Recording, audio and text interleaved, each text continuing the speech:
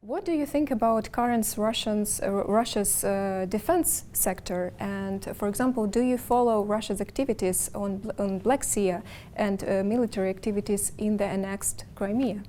Well, we're very concerned about that. The Black Sea has a number of NATO allies that also are part of it. We expect to see access across the Black Sea maintained for all the littoral states and other traders who use the Black Sea. The same is true of the Baltic. The same is true in the Arctic. And these are issues that we've had some difficult discussions with the Russians on. As in many other areas where they're trying to intrude beyond where they have a legitimate interest to be. So these are things that don't get a lot of publicity, but we've had some very straightforward discussions with them on arms control issues and the like, and I expect that's going to continue. The United States is going to stand up for its own interest around the world and those of its friends and allies. In this regard, considering this situation, the military activities of Russia on Black Sea and in Crimea, and considering the fact of the Kerch incident which took place last year, do the United States plan to support Ukrainian Navy?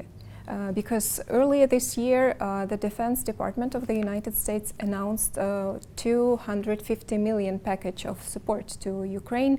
Will it include something to support Ukrainian Navy?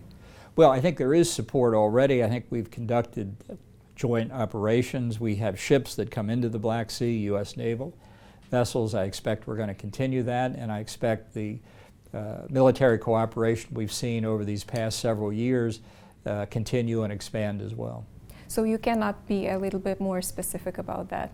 Well, I think it depends on the circumstances in the Black Sea, and I think from my own look here in Ukraine when I was here last year, I think the relationship between the two militaries is close, and I think it's getting stronger all the time. We have cooperation in a number of areas. American military engineers help Ukraine to build a Navy base in the southern Ukraine, so you probably have some strategic interest. Well, I think we do have a strategic interest in the Black Sea. I think that's absolutely correct, and I think we want to see a free and sovereign Ukraine that is in full control of its own territory.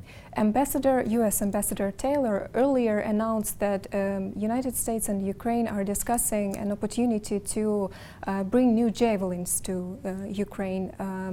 Can you be a little bit more specific when it can happen, and is there any deal already on that? Well, I can tell you that military sales from the United States are a slow and frustrating process. They're slow and frustrating for the countries that are getting the systems, and they're slow and frustrating for us, and it's one of the things I think we'd all like to see improve. So before getting into a specific transaction, it's better to be at the point where you're actually announced it's going to happen rather than what its progress is through our very cumbersome military procurement system.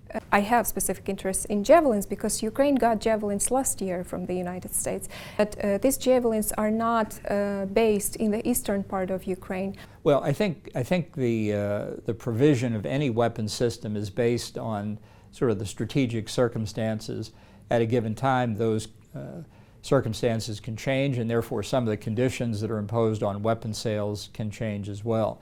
But again, because these are sometimes the subject of sensitive discussions between the parties, it's best not to sort of talk about them in public, but we're optimistic for progress.